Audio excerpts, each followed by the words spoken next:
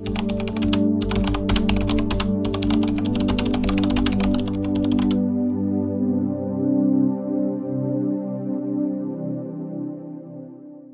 parang humihina ang karamihan sa mga matatanda pagkatapos ng 80 taon? Kahit ang mga dating matalas ang isip at maayos ang kalagayan, ilang taon lamang ang nakalipas ay madalas nagsisimulang bumaba ang kondisyon. Ang totoo, karamihan ay akala na ang mga nangyayari pagkatapos ng 80 taon ay dahil lamang sa genetika o swerte, ngunit malayo ito sa buong katotohanan. Sa video na ito, tatalakayin natin ang 5 hindi inaasahang dahilan, mga bagay na madalas hindi napapansin at bihirang pag-usapan na nagpapaliwanag kung bakit maraming matatanda ang nahihirapang mabuhay ng matagal o manatiling malusog pagkatapos ng 80 taon. Hindi ito ang karaniwang mga dahilan tulad ng dieta, paninigarilyo o ehersisyo. Ito ay mas malalim, mas banayad na mga kadahilanan na madaling makaligtaan kahit sa mga taong ginawa naman ang karamihan ng mga tamang bagay. At ang magandang balita, kapag nalaman mo na ang mga ito, may magagawa ka tungkol dito. Kaya kung nagtaka ka kung ano talaga ang humahadlang sa mahabang buhay pagkatapos ng 80 taon at kung paano ito maiiwasan habang may oras ka pa, samahan mo ako hanggang sa dulo ng video na ito dahil baka makatulong sa iyo ang 5 hindi inaasahang dahilan na ito na baguhin ang paraan ng iyong pagtanda bago pa huli ang lahat. Bago tayo magsimula, kung hindi ka pa nakaka-subscribe sa channel, siguraduhin pindutin ang subscribe button at i-activate ang notification bell. Sa ganitong paraan, hindi mo makakaligtaan ang anumang mahalagang content na ibinabahagi ko. Ang iyong suporta ay napakahalaga sa akin. Okay, simulan na natin. Unang dahilan, pagkawala ng microsocial engagement. Isa sa mga unang at pinaka-overlook na dahilan kung bakit maraming matatanda ang hindi nabubuhay ng matagal pagkatapos ng 80 taon ay ang tahimik na pagkawala ng tinatawag ng mga eksperto na microsocial engagement. Hindi ito ang malalim na pagkakaibigan o mga pagtitipon ng pamilya. Mga bagay na mahalaga pa rin, siyempre, kundi ang maliliit, tila hindi mahalagang interaksyon na dating puno ang iyong pang-araw-araw na buhay nang hindi mo man lang napapansin. Isipin kung gaano kadalas ka dati bumabati sa kartero, nagbabahagi ng mabilis na biro sa cashier ng grocery, o kumikindat sa kapitbahay na naglalakad kasama ang aso sa kabilang kalsada. Ang mga sandali ng contact na yon ay hindi lang nakalulugod, nire-regulate nito ang iyong nervous system, pinapalakas ang pakiramdam na kabilang ka at pinapanatiling matalas at aktibo ang social wiring ng iyong utak. Pero pagkatapos ng 80 taon, maraming matatanda ang humihinto sa pagpunta sa tindahan mismo. Nag-o-order na lang sila online o humihingi ng tulong sa pamilya. Tumitigil sila sa pakikipagtsikahan sa mga estranghero dahil humina na ang pandinig nila, o hindi na sila lumalabas dahil masyadong malamig ang panahon o masyadong mahina na ang tuhod nila. At kapag nagsimulang maglaho ang mga maliliit na social touchpoint na ito, may isa pang nawawala: vitality. Ang nakaka-interest ay karamihan sa mga tao ay hindi man lang napapansin na ito'y nangyayari. Iniisip nila na pinapasimple lang nila ang buhay, pero ang totoo, inaalis nila ang mga low-level na social interaction na nag-stimulate ng brain function, nagpapaangat ng mood, at nagbibigay signal sa katawan na bahagi pa rin sila ng buhay, humihinga, at pang-araw-araw na mundo. Hindi naman kailangang maging komplikado. May mga kilala akong lalaki sa kanilang 80 taon na nanatiling matalino dahil lang sa naglalakad sila sa parehong coffee shop tuwing umaga, bumabati sa parehong staff, at kumikindat sa parehong 3 tao sa kanto. Ang 5 minutong human connection na yon ay hindi lang routine, ito ay lifeblood. Nagbibigay ito ng hugis sa kanilang araw, pinapanatili silang accountable, at nagpaparamdam sa kanila na sila'y napapansin. At may biological cost kapag nawala ito. Tinitreat ng utak ang loneliness, pareho ang malalim at subtle na uri, bilang stressor. Nagbabago ang hormone levels, tumataas ang inflammation, at humihina ang immunity. Pero ang pinakamahalaga, nagsisimula itong magpaliit ng mga network sa utak na responsable sa memorya, atensyon, at emotional regulation. Sa simpleng salita, mas mabilis kang mag-feel na tumatanda. Kaya kung napapansin mo na hindi ka na masyadong nakikipag-usap sa mga tao sa araw-araw, o kung tumigil ka na sa paglabas para sa maliliit na gawain, huminto sa pagsisimula ng casual conversations, o nagsimulang mag-feel na invisible ka sa iyong komunidad, oras na para baliktarin yon. Dahil ang mga sandali ng koneksyon, kahit pa yung mga tila nakakalimutan, ay tahimik na nagsasabi sa iyong utak at katawan, mahalaga ka pa rin, bahagi ka pa rin ng isang bagay. At ang mensaheng iyon ay isa sa pinakamalakas na gamot para manatiling buhay. Hindi lang sa taon, kundi sa diwa. Pangalawang dahilan, labis na pag-iingat na nagdudulot ng kawalan ng aktibidad. Isa pang tahimik na dahilan kung bakit maraming tao ang hindi umaabot ng malayo pagkatapos ng 80 taon ay isang bagay na, sa ibabaw, ay mukhang karunungan, ang pagiging maingat. Ngunit may isang manipis na linya sa pagitan ng pagiging maingat at pagiging sobrang takot, at kapag na-cross na ang linyang iyon, ang mga kahihinatnan ay bihirang agarang maramdaman, ngunit palaging nag-iipon. Madalas itong nagsisimula sa mabuting hangarin. Siguro nadulas ka minsan sa hagdan o muntik kang mawalan ng balanse sa sidewalk. Kaya nagpasya kang bawasan ang paglalakad sa labas. Itinigil mo ang pagyuko para maabot ang mga mababang shelf o ang pag-akyat sa likurang upuan ng kotse. Mas madalas ka nang umupo at mas matagal kang nananatiling nakaupo. Pinupuri ka ng mga tao sa paligid mo sa iyong pag-iingat. Huwag mong pilitin, sabi nila. Magpahinga ka. At bago mo pa mamalayan, nakagawa ka na ng isang buhay na ligaw, ngunit hindi gumagalaw. Ngunit narito ang hindi na pag-uusapan ng sinuman. Kapag tumigil ang paggalaw, tumitigil din ang lakas. At hindi lamang sa iyong mga binti o braso, kundi sa iyong koordinasyon, balanse, at panloob na katatagan. Ang iyong katawan ay hindi tulad ng makina na nagpapahinga para manatiling episyente. Mas katulad ito ng hardin na nangangailangan ng pag-aalaga. At kapag bumagal ang aktibidad, ang mga bagay ay hindi lamang nananatiling pareho, lumalabo ito. Isa sa mga unang lugar na pinapakita nito ay ang core. Karamihan sa mga tao ay hindi napagtanto kung gaano kahalaga ang mga malalalim na kalamnan ng katawan para sa lahat. Pagtayo, paglakad, pagbubuhat, kahit ang pagtayo mula sa upuan. Kung ang mga kalamnang iyon ay hindi nagagamit, kahit na sa loob lamang ng ilang linggo, lumiliit ang mga ito. At kapag lumiliit ang mga ito, apektado ang iyong balanse. Nagsisimula kang mag-alog at lumalalim ang siklo. Kilala ko ang isang lalaki na nagngangalang Edgar, 82 taong gulang, na tumigil sa kanyang mga paglalakad sa gabi matapos siyang madulas minsan sa isang maulan na araw. Walang nabaling buto, takot lamang. Ngunit sapat na ang takot na iyon. Mula sa paglalakad ng 1 milya bawat gabi, naging pagupo at panonood ng telebisyon na lang siya kadalasan. Sa loob ng 6 na buwan, nawalan siya ng 10 pounds ng kalamnan. Parang jelly ang pakiramdam ng kanyang mga binti. Binalaan siya ng kanyang doktor, ngunit nagsimula na ang pinsala. Hindi tumigil si Edgar dahil siya ay mahina. Naging mahina siya dahil tumigil siya. Ngayon hindi ko sinasabing huwag mong pansinin ang tunay na panganib. May mga matalinong paraan upang protektahan ang iyong sarili.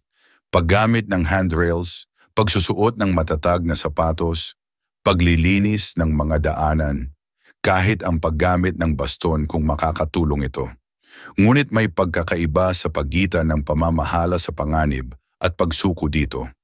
Kapag takot ang nagdidikta sa iyong mga galaw, ang katawan ay nagsisimulang kalimutan kung paano gumalaw. Kaya kung napansin mong mas kaunti na ang iyong ginagawa, hindi dahil pisikal na hindi mo kaya, kundi dahil natatakot ka sa maaring mangyari, bigyan mo ito ng pansin. Tanungin mo ang iyong sarili, pinoprotektahan ko ba ang aking sarili o dahan-dahan akong nawawala?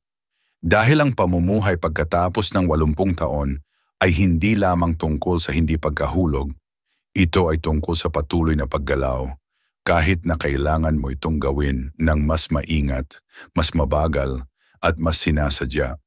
Ang paggalaw ay ang paraan kung paano naaalala ng katawan na kailangan pa ito. Ito ang paraan kung paano nananatiling aktibo ang iyong mga sistema, kung paano nananatiling alerto ang iyong utak, at kung paano patuloy na tumitibok ang iyong puso ng may layunin. At kung patuloy mong pinapanood ang video na ito at nakakatagpo ng halaga sa mga insight na ito, mangyaring magkomento ng numero 2 sa ibaba para ipaalam mo na narito ka. At kung hindi ka pa nakakapag-subscribe, inire-recommend akong mag-subscribe ka at i-on ang bell para hindi ka makaligtaan ng anumang mga video. Ang iyong suporta ay tumutulong sa amin na patuloy na lumikha ng magandang nilalaman upang bigyan ka ng kaalaman at inspirasyon. Ngayon, magpatuloy tayo. Pangatlong dahilan, nagugulong mga siklo ng tulog dahil sa irregular na pagkakabilad sa liwanag. May tahimik na orasan sa loob ng iyong katawan na hindi tumitiktak, ngunit ito ang kumokontrol sa halos lahat. Ang iyong mood, metabolismo, immune system, at maging kung paano nag-aayos ang iyong utak sa gabi. At pagkatapos ng edad na 80, ang panloob na oras na ito, iyong circadian rhythm, ay nagiging lalong sensitibo. Isa sa mga pangunahing dahilan kung bakit ito nagkakamali, kulang sa liwanag sa araw at sobra naman sa gabi. Bago mo ito mapansin, maaring nagsimula ka ng matulog ng kaunti sa araw o mahilo sa hapon o baka hindi ka na gaanong lumalabas lalo na sa mainit na buwan. Baka nagbubukas ka ng TV sa gabi o patuloy na nakabukas ang mga ilaw habang nagbabasa o nanonood ng pelikula. Ang bawat pagbabagong ito ay maaaring mukhang hindi nakakapinsala. Ngunit kapag pinagsama-sama, nakakalito ito sa katawan kung kailan dapat itong maging alerto at kailan dapat magpahinga. Umaasa ang katawan sa natural na liwanag para manatili sa ritmo. Ang maliwanag na liwanag sa umaga ay nagsasabi sa utak mo na oras na para gumising, kumilos at maglabas ng enerhiya. At ang dilim sa gabi ay senyales para maglabas ng melatonin, ang hormone na naghahanda sa iyo para sa malalim at nakapagpapagaling na tulog. Ngunit kapag hindi sapat ang natural na liwanag na natatanggap ng iyong mga mata sa araw, o kung puno ang iyong gabi ng artipisyal na liwanag mula sa mga screen o ilaw, nagkakagulo ang mga panloob na senyales. Ang resulta, maaaring mahirapan kang makatulog o manatiling tulog. Maaaring magising kang parang pagod kahit 8 oras kang natulog. Maaaring bumaba ang iyong enerhiya sa buong araw o magmistulang malabo ang iyong memorya kaysa dati. At sa paglipas ng panahon, ang pagkaantala ng tulog ay hindi lang nakakaapekto sa iyong enerhiya. Pinahihina nito ang iyong immune system, nagpapabago-bago ng mood at nagdaragdag pa ng panganib ng paghina ng cognitive function. Mayroon ding issue ng vitamin D na natural na nagagawa ng katawan kapag nakabilad sa araw ang balat. Pagkatapos ng 80 taon, bumababa ang kakayahan ng balat mo na gumawa ng vitamin D, kaya mas mahalaga ang regular na paglabas. Kung wala nito, ang iyong mga buto, kalamnan at immune system ay maaapektuhan. Minsan, nakausap ko ang isang babaeng si Helen, 84 na taong gulang, na lalong naging pagod at nalilito. Normal ang kanyang blood work, hindi nagbago ang diet, at walang bagong gamot. Ang nagpabago, inire-recommenda lang ng doktor niya na maglaan siya ng 20 minuto bawat umaga sa may bintana na nakabukas ang mga blinds at iwasan ang mga screen 1 oras bago matulog. Sa loob ng 2 linggo, gumanda ang kanyang tulog. Pati ang memorya at mood niya ay bumuti. Hindi gamot ang solusyon, kundi liwanag. Kaya kung halos palagi ka na lang nasa loob ng bahay na nakasara ang mga kurtina o kung puno ang iyong gabi ng blue light mula sa telepono o TV, oras na para magbago. Subukang lumabas sa loob ng 1 oras pagkagising, kahit ilang minuto lang sa balkonahe. Hayaan mong masipsip ng iyong mga mata at balat ang liwanag ng umaga. Sa gabi palalamlamin ang mga ilaw. Ihanda ang katawan para magpahinga. Ang mga banayad na ritmong ito ay higit pa sa ginhawa. Ito ay para sa kaligtasan. Dahil ang hindi alam ng marami ay hindi lang sa pagkasira, tumatanda ang katawan. Tumatanda rin ito sa kawalan ng ayos, sa mga sistemang hindi nagkakasundo. At ang pagbabalik sa tamang liwanag, tulog at pang-araw-araw na ritmo, iyan ang paraan para maayos muli ang lahat. Iyan ang paraan para sabihin sa iyong katawan, kahit 85 taong gulang na, nasa tamang oras pa rin tayo. Gumagalaw pa rin tayo. Narito pa rin tayo. Pang-apat na dahilan, pagpigil ng damdamin mula sa pagkawala at pag-iisa. Sa oras na marating ng maraming tao ang kanilang 80, mas marami na silang dinadalang pagluluksa kaysa kayang isipin ng mas nakababata. Isang asawa, kapatid, matalik na kaibigan, minsan pati anak. At habang maaaring magbigay ng pakikiramay ang mga tao sa labas, bihirang kinikilala kung gaano kalaki ang pinagsama-samang bigat ng mga pagkalungkot na yon, hindi lang sa alaala, kundi pati sa katawan. Ang madalas mangyari pagkalampas ng 80 taon ay hindi lang pagdadalamhati, kundi pagpigil ng damdamin. Ito ang unti-unting, tahimik na ugali ng paglunok ng sakit imbes na ipahayag ito, ng pagpapanggap na okay lang dahil pakiramdam mo dapat sanay ka na. O dahil wala nang natitirang taong nakauunawa sa lalim ng iyong pinagdaanan. Ngunit ito ang totoo, hindi nakakalimot ang katawan. Kapag hindi na iproseso ang lungkot, kapag hindi ito nasasabi, hindi na ibabahagi, hindi lubos na naramdaman, hindi ito basta nawawala, naiipon ito. At sa paglipas ng panahon, ang emosyonal na bigat ay nagiging pisikal. Nakakaapekto ito sa immune system, pagtunaw at tulog. Nagbabago ang hormones, nagiging parang laging nakahanda ang nervous system sa ilalim ng tahimik na tensyon. At ang pinakamahirap na bahagi, tahimik itong nangyayari. Sa labas mukha kang kalmado. Maaaring sabihin mo pang okay ka lang. Pero kung medyo bumigat ang iyong balikat, kung humihina ang iyong paghinga, kung kumupas na ang ningning mo at hindi ka na parang ikaw, maaaring ang dahilan ay ang pigil na kalungkutan. Kahit na ilang taon mo nang hindi ito nababanggit. Naalala ko si George, 86, na nawala ng asawang kasama niya sa loob ng 60 taon. Hindi siya masyadong umiyak. Sabi niya, hindi iyon ang kanyang ugali at okay lang siya. Pero sa loob ng 1 taon, pumayat siya, tumigil sa pagpunta sa senior center at nagkaroon ng problema sa tulog, hindi dahil sa sakit, kundi dahil ang kanyang katawan ay pasan ng pasan ang lungkot na hindi niya nailabas. Ang sakit ng damdamin ay hindi kailangang maging malaki para makasira. At kapag lumitaw na ito sa iyong kalusugan, hindi laging halata ang koneksyon. Ang nagpapanatiling buhay sa mga taong lampas 80 taon ay hindi lang pisikal na lakas, kundi ang paglabas ng damdamin. Ang pagkakaroon ng ligtas at bukas na daanan para sa lungkot, takot at pangungulila. Ang kakayahang sabihing, miss na miss ko siya o galit pa rin ako o ang lungkot-lungkot ko at hindi ka huhusgahan dahil doon. Ang ganitong paglabas ang nagpapahinga muli sa puso. At kapag nakakahinga ang puso, nakakagaling ang katawan. Kaya ang mga taong nabubuhay ng matagal ay mayroong outlet. Maaring isang pinagkakatiwalaang kaibigan, journal, pananampalataya, grupo sa komunidad, o kahit isang therapist na tumutulong sa kanilang ilabas ang mga kwentong dala-dala nila sa loob ng dekada. Ano man ang anyo nito, pareho lang ang prinsipyo. Ang naipapahayag ay maaaring mabago. Ang pinipigil ay nagkaka-impeksyon. Kaya kung mayroon kang dinadala, hindi dahil gusto mo, kundi dahil hindi mo alam kung saan ito ilalagak, oras na para bigyan ito ng puwang. Hindi lang para sa iyong damdamin, kundi para sa iyong buhay. Dahil ang totoo, may hangganan ang kayang dalhin ng puso bago ito unti-unting sumuko.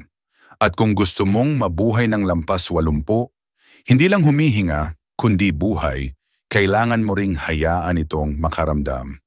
Kung nanonood ka pa rin ng video na ito at nakatutulong sa iyo ang mga insight na ito, mangyaring mag-comment ng numero 4 sa ibaba para malaman kung nandito ka. At kung hindi ka pa nakasubscribe, inire-recommenda kong mag-subscribe ka at i-on ang bell notification para hindi mo makaligtaan ang mga susunod na video. Ang iyong suporta ay tumutulong sa amin na patuloy na gumawa ng magandang content para sa iyo. Okay, magpatuloy tayo. Panglimang dahilan, unti-unting pagkawala ng pang-araw-araw na layunin. Isa sa mga hindi halatang dahilan kung bakit maraming tao ang hindi sumusulong pagkalipas ng 80 taon ang dahan-dahang pagkasira ng isang bagay na madalas nating binabalewala hanggang sa ito'y mawala, ang pang-araw-araw na layunin. Hindi layunin sa buhay sa malalim na pilosopikal na paraan, kundi ang simpleng uri, ang uri na nagpapagising sa iyo sa umaga na may gagawin, pupuntahan o makikita. Hindi kailangang maging dramatikong layunin. Maaari itong pagdidilig ng halaman bago sumikat ang araw ng masyadong mainit. Maaari itong pagpapakain sa pusang kapitbahay na naghihintay sa labas ng iyong pinto. Maaari itong pagsusulat ng liham sa iyong apo o pag-aayos ng bisagra sa likod na gate. Ngunit kapag ang maliliit na rutinang ito ay nagsimulang mawala, kapag ang umaga ay walang dahilan para kumilos at ang gabi ay walang anumang nagawa na dapat balikan, may bahagi sa loob mo ang dahan-dahang nagsasara. Nakikinig ang katawan sa isip, at kapag ang isip ay hindi na nakakakita ng dahilan para magpatuloy, sumusunod ang katawan, bumababa ang gana, tumitigil ang paggalaw. At kapag walang layunin, ang mga sistema na dating nagpapanatili ng iyong kalusugan ay nagsisimulang humina. Hindi dahil nasira na, kundi dahil naghihintay ito ng dahilan para muling umandar. Madali itong makaligtaan dahil unti-unti itong nangyayari. Marahil ang lingguhang laro ng bridge ay nakansela. Marahil ang grupo sa simbahan ay tumigil ng magkita. Marahil ang pamilya mo ay mas madalang na bumisita. O ang dati mong pag-volunteer ay natapos ng sumakit ang iyong mga tuhod. Sinasabi mo sa sarili na normal ito, na bahagi ito ng pagtanda. Ngunit sa iyong kalooban, nararamdaman mo ito. Ang mga araw ay naghahalo-halo, bawat isa ay mas tahimik kaysa sa nakaraan. Minsan, nakilala ko ang isang babaeng nagngangalang Ruth, 88 taong gulang, na tila mas buhay kaysa sa karamihan ng mga taong kalahati ng kanyang edad.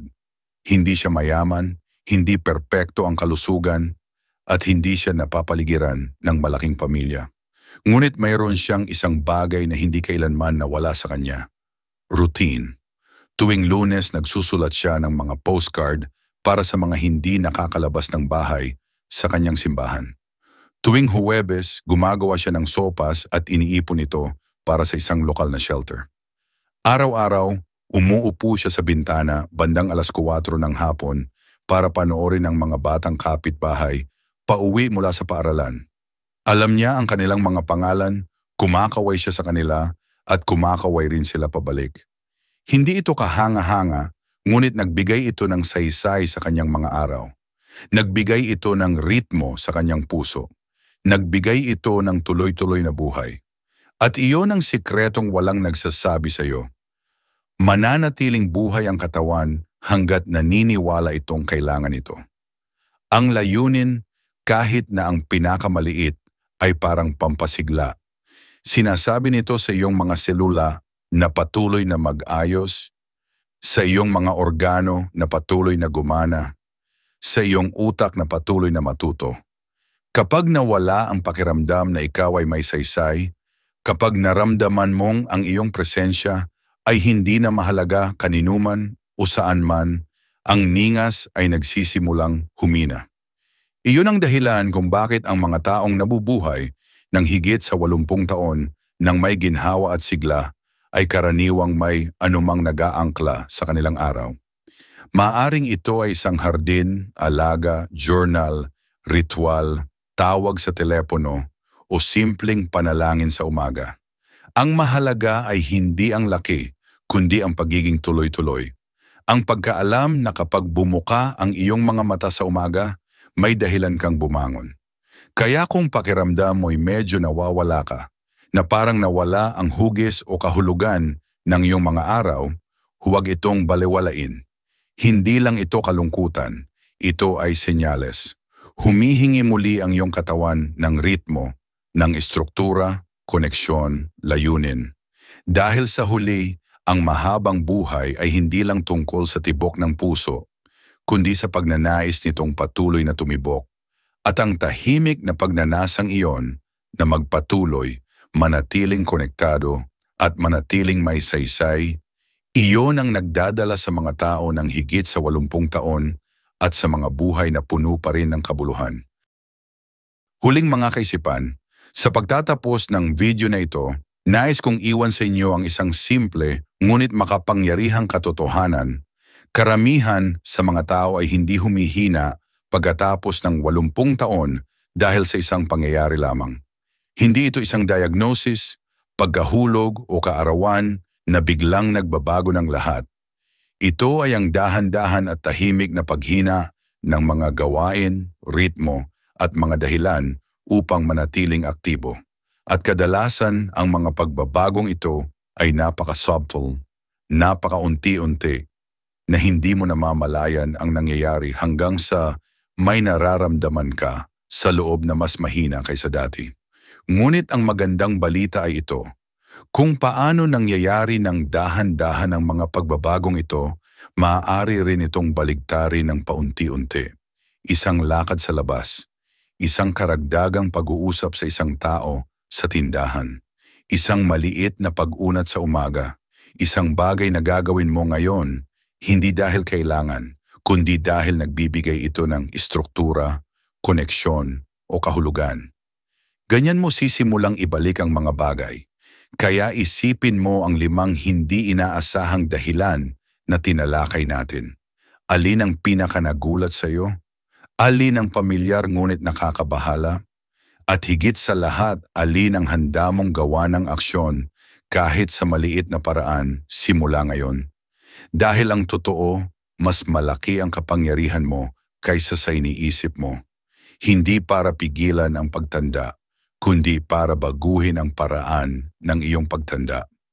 At kung handa kang maging alerto sa mga tahimik na pagbabago, kung handa mong pangalagaan ang iyong mga ritmo, protektahan ang iyong layunin, at hayaan ang sarili na maramdaman ang dapat maramdaman, malaki ang tsansa na hindi ka lamang aabot sa 80 taon.